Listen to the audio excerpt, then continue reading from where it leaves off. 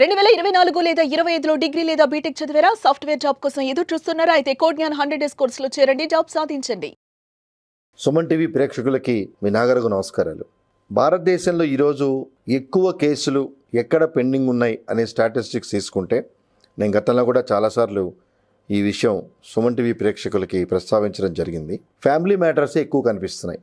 అంటే 498 అనుకోనివ్వండి, వాటికి సంబంధించిన మెయింటెనెన్స్ కేసులు, డైవర్స్ కేసులు, డొమెస్టిక్ వైలెన్సు, ఇలాంటివి చాలా ఎక్కువ శాతం రిపోర్ట్ కావటం జరుగుతున్నది. సో అలాగే వీటి రిజల్టు, వీటిల్లో కన్విక్షన్ పడే రేటు కనుక చూస్తే నాట్ ఈవెన్ 10%, నాకున్న సోర్స్ను బట్టి. ఎందుకు ఈ రకంగా కేసులు మొదట్లో వేసి, అంటే ఒక 498 డౌరీ హెరాస్మెంట్ అనేది చట్టమే భార్యలకి వెసులుబాటు కల్పించింది. ఎలా అంటే భర్త తాలూకు బంధువులు అనే వెసులుబాటు కల్పించినప్పుడు వీళ్ళందరి మీద కేసులు పెడుతున్న సమయంలో, అలాగే మీ గతంలో కూడా చాలాసార్లు చెప్పే అందరికీ తెలిసిన విషయమే, ఇది కాగ్నిజబుల్ అఫెన్స్. ఈ కాగ్నిజబుల్ అఫెన్స్ అంటే కేసు డైరెక్ట్గా పోలీస్ స్టేషన్లో ఇస్తే పోలీసులు కోర్టు పర్మిషన్ లేకుండా దీన్ని రిజిస్టర్ చేస్తారు. సో ఇలాంటి వెసులుబాటు ఉన్న 498ఏకి ఖచ్చితంగా 41A నోటీసు ఇవ్వండి, డైరెక్ట్గా గతంలో మాదిరి అరెస్టు చేయొద్దు అని 2014లో ఆర్నేష్ కుమార్ జడ్జిమెంట్లో సుప్రీంకోర్టు తీర్పు ఇవ్వటం జరిగింది. సరే, అంతవరకు బాగానే ఉంది. ఈ విషయం గురించి, అంటే ఈ 498A సబ్జెక్ట్ మీద గతంలో మన న్యాయ సోదరులు సోదరమళ్ళు పలు సందర్భాల్లో ప్రస్తావించడం జరిగింది.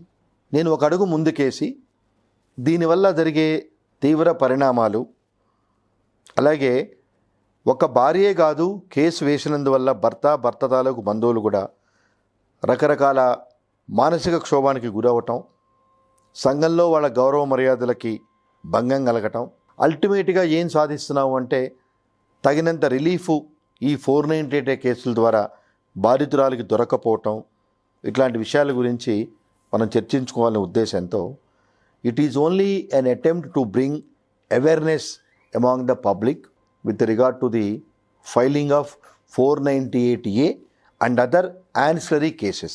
సో చాలామంది వచ్చే ధర్మ సందేహం ఏంటంటే, సరేనండి కేసు పెట్టారు, 498A కేసు పెట్టారు, పోలీసులు మమ్మల్ని పిలిచారు, అదే సెలబ్రిటీస్ అనుకుందాం, అంటే సంఘంలో గౌరవ మర్యాదలు ఉన్న వ్యక్తులు అయితే దానికి మీడియా పబ్లిసిటీ ఇవ్వటం తరచుగా జరుగుతూ ఉంటుంది. అలాగే ఇటీవల కాలంలో జడ్జెస్ వాళ్ళ తాలూకు వాళ్ళ మీద కూడా ఈ 498 పెట్టడం అనేది సర్వసాధారణం అయిపోయింది. అంటే జడ్జెస్ అతీతులోని కాదండి ఇక్కడ నా ఉద్దేశం. సంఘంలో గౌరవ మర్యాదలు ఉన్న వారి మీద కూడా ఈ కేసులు పెడుతున్నప్పుడు ఆ విషయం ఏమాత్రం మీడియా కానీ పబ్లిక్ కానీ తెలిసినా they are making it more publicity. అంటే వారి వ్యక్తిగత గౌరవ మర్యాదలకి కానీ స్వేచ్ఛకు కానీ భంగం కలుగుతుంది. ఈరోజు కేసు పెట్టారు, బాగానే ఉంది. ఈ మీడియా వారు కూడా కేసు పెట్టినప్పుడు చూపించిన ఉత్సాహము, publicity, media coverage end result గురించి చెప్పరు. అంటే కేసు కన్విక్షన్ అయిందా, ఎక్విటల్ అయిందా చెప్పరు. సో ఈ సందర్భాల్లో ఎప్పుడైతే గౌరవ మర్యాదలకి భంగం కలిగే విధానం ఉందో, చట్టంలో ఉంది 498A భార్యలు, బాధితులు వీళ్ళందరూ చట్ట ప్రకారమే ప్రొసీడ్ అవుతున్నారు. కానీ దానిలో what extent the truth prevails అనేది చూసుకోకుండా because of various segments, because of various reasons ఎప్పుడైతే ఈ 498A అనేది భర్త తాలూకు బంధువుల మీద వేయటం జరుగుతుందో, వాళ్ళు రకరకాల, అంటే human dignity is most important irrespective of standard of their life అనేది కాన్స్టిట్యూషనే కల్పించిన ఫండమెంటల్ రైట్. అంటే భారతదేశంలో అతి పేద వ్యక్తికి ఎంత గౌరవ మర్యాదలు ఉంటాయో అతి పెద్ద గొప్ప వ్యక్తి కూడా అలాంటి మర్యాదలు, ప్రాథమిక హక్కులను కల్పించాలనే ఉద్దేశంతో all are equal before law అనే సిద్ధాంతంలో నడిచే వ్యవస్థ మన భారతదేశ వ్యవస్థ.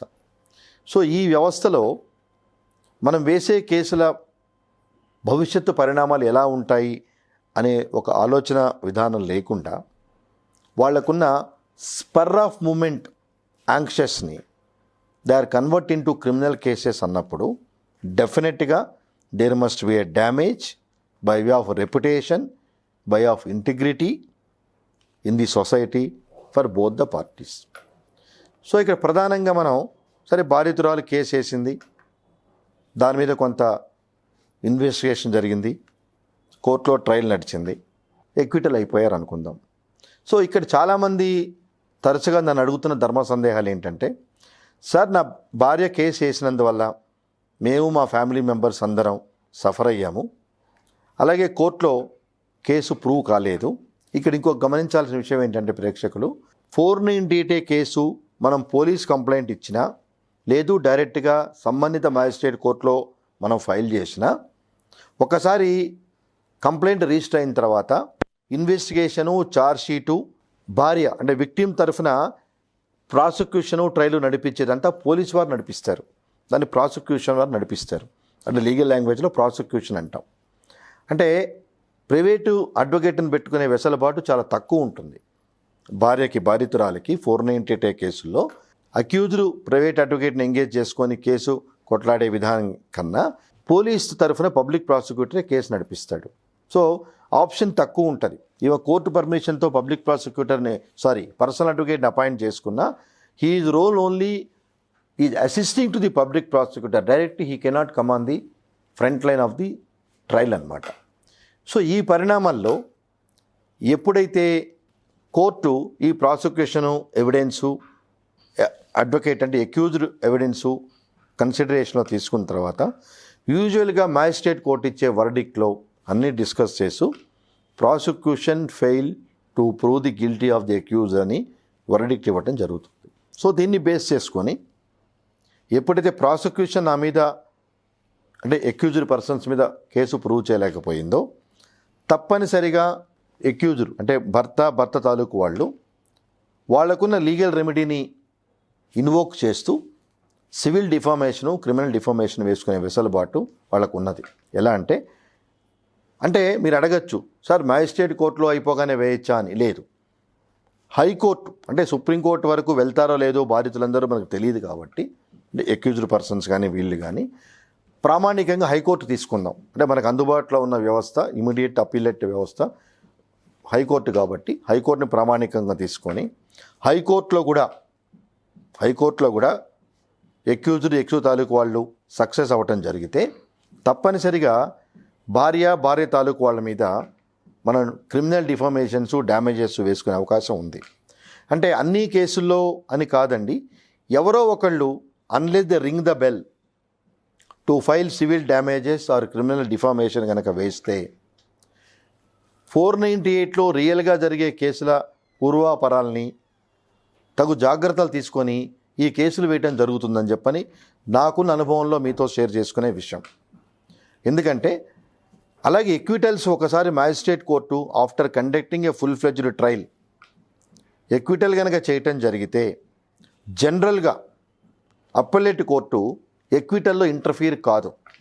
అది క్లియర్ కట్గా దీని మీద సుప్రీంకోర్టు గైడ్లైన్స్ కూడా ఉన్నాయి. After conducting a full-fledged trial, if the accused persons are being acquitted, normally appellate court will not interfere in the acquittal recorded by the trial court. ఇది లా. సో ఈ లా ప్రామాణికంగా తీసుకొని ఎప్పుడైతే మనం ఇన్ ద సెన్స్ ఇప్పుడు మనం మాట్లాడుకునే భర్త తాలూకు బంధువులు వారికి ఉన్న సామాజిక స్తోమతను బట్టి భార్య తాలూకు వాళ్ళ మీద ఈ civil defamation in terms of amount అలాగే క్రిమినల్ డిఫామేషన్ ఈ రెండూ వేయటం జరుగుతుందో, అంటే ఇది ప్రామాణికంగా తీసుకొని అంటే మ్యాజిస్ట్రేట్ కోర్టు వీళ్ళని ఎక్విటల్ చేసిన తర్వాత అలాగే ఈ ఎక్విటల్ని హైకోర్టు కన్ఫర్మ్ చేసిన సందర్భాల్లో కనుకుంటే తప్పనిసరిగా నేను ఇచ్చే సూచన భర్త తాలూకు బంధువులకి మీ గౌరవ మర్యాదలకి అలాగే మీరు పడిన మానసిక క్షోభకి అంటే mental agony as well as injury to your reputation దీన్ని ప్రామాణికంగా తీసుకొని మీరు కనుక సివిల్ కోర్టులో, క్రిమినల్ కోర్టులో ఈ రెండు రకాల కేసులు వేయటం జరిగితే ఇది ఒక మార్గదర్శకం అవుతుంది. అంటే 498A ఇన్వోక్ చేసే ముందు really if is the truth, if the wife and her family members capable enough to prove the guilty of the accused అలాంటి కేసులే వేయటం జరుగుతుందనే ఒక ఉద్దేశంతో నేను ఈ సలహా చేయటం జరుగుతున్న తప్పించి ఇక్కడ విక్టిమ్ని అక్యూజ్డ్ని విడివిడిగా సపోర్ట్ చేస్తున్న ఉద్దేశం అయితే కాదండి. ఈరోజు మీరు చూస్తే 10% కన్విక్షన్ రేట్ అన్నప్పుడు కన్విక్షన్ అనేది ఒక మ్యాజిస్ట్రేట్ కోర్టులో కన్విక్షన్ ఎక్విటల్ మాత్రం ప్రామాణికం కాదు, హైకోర్టు ప్రామాణికం. కోర్స్ వీటిలో సుప్రీంకోర్టు వరకు 498 కేసులు తీసుకునే సందర్భాలు ఉన్నాయి, కానీ వాటి శాతం తక్కువ. సో హైకోర్టు వరకు అయితే కంపల్సరీగా ఎవరో ఒక పార్టీ వెళ్తారు.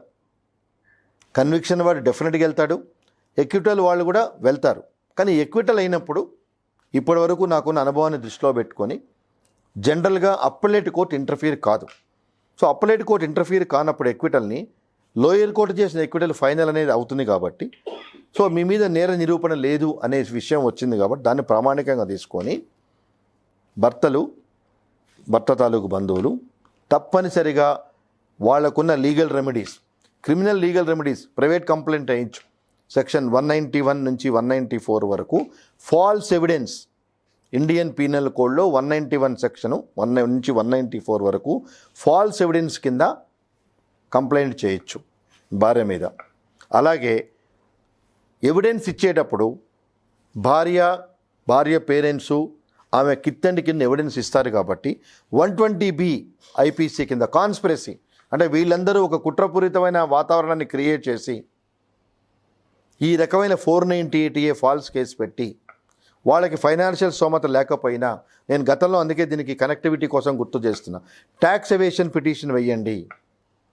అంటే వీళ్ళు రాసే కంప్లైంట్లో ఎగ్జార్బిటెంట్గా ఉంటే, అంటే భార్య వాళ్ళ తల్లిదండ్రుల స్తోమతకు మించి ఈ రకంగా మేము ఖర్చు పెట్టామనో లేకపోతే ఈ రకంగా మమ్మల్ని డిమాండ్ చేస్తున్నామనో అని ఉంటే, ఎందుకంటే ఎనీ కామన్ మ్యాన్ వాడికి తెలుసు వీళ్ళని అడిగితే ఈ డబ్బులు వస్తుందా రాదా అని తెలుసు. వాళ్ళు చిన్న చిన్న ఉద్యోగాలు చేసుకుంటూ ఉన్నప్పుడు భార్య తాలూకు పేరెంట్స్ వాళ్ళని లక్షలు అడిగాము అనేది అడిగి ఉండొచ్చు, కానీ వాళ్ళు చెప్పినంత అమౌంట్ అడిగారా, పోనీ వాళ్ళకి ఇచ్చే స్తోమత ఉందా, ఈ విషయాలన్నింటినీ పరిగణలో తీసుకోవాలి. అందుకే మీకు ఇందాక అన్నాను, ప్రాసిక్యూషన్ వారు ఈ విషయాలన్నీ కోర్టు ముందు ప్రూవ్ చేయాలి, మ్యాజిస్ట్రేట్ కోర్టు ముందు. అందుకే అన్ని విషయాలు డిస్కస్ చేస్తూ కంక్లూజన్ లైన్లో prosecution fail to prove the guilty of the accused అని అంటం జరుగుతుంది. కాబట్టి ఏ ఎలిగేషన్స్ అయితే అక్యూజ్డ్ మీద అందరి పెట్టడం జరిగిందో అది ప్రూవ్ చేయలేదు అని ట్రయల్ కోర్టు యొక్క ఉద్దేశం. సో ఈ ఉద్దేశంలో మనం దాన్ని ఇంటర్ప్రిట్ చేయాల్సిన అంశాలు ఏంటంటే, కాన్స్పిరసీ ఒకటి వేయచ్చు, అలాగే 506 వేయచ్చు, నెక్స్ట్ 191 ఐపీసీ వేయచ్చు. ఈ ఐపీసీ సెక్షన్లు మనకి తరచుగా ఈ ఎక్విటల్ అయిన సందర్భంలో మనం భార్య తాలూకు వాళ్ళ మీద బంధువుల మీద వేయటానికి మనకి ఉపయోగపడే అంశాలు. అలాగే సివిల్ డ్యామేజెస్, ఈ రకమైన కార్యక్రమం అంటే ఈ రకమైన ఫాల్స్ కేసు మా మీద చేయటం వల్ల సొసైటీలో this is how our reputation is got affected. So therefore civil suit is also maintainable for damages. కానీ సివిల్ సూట్లో ఎంత అమౌంట్ అయితే మనం డ్యామేజెస్ కింద క్లెయిమ్ చేస్తామో ఆ అమౌంట్కు తగిన కోర్టు ఫీజు కట్టాల్సింది ఉంటుంది. అలాగే criminal damages, criminal defamation section 500 IPC కింద దాన్ని ఫైల్ చేయొచ్చు. కాబట్టి నేను ఈ కార్యక్రమం ద్వారా భార్యలకి నా సలహా, కేసు వేసే ముందు you see all kinds of conditions whether we are going to prove the case or establish the guilty of the accuse అనే ప్రాపర్ రెమెడీస్ లేకుండా కనుక మీరు ముందుకెళ్తే భర్తల నుంచి ఉత్తరోత్తర మీరు 498 వేయటం కాదు, వాళ్ళకున్న ఈ ఆప్షన్స్ని ఇన్ని రకాల కేసులు మీ మీద వేసే వెసులుబాటు చట్టం కల్పించింది. ఇప్పుడు నేను మాట్లాడేవన్నీ మీ ముందు చట్టంలో పొందుపరిచినవేనండి.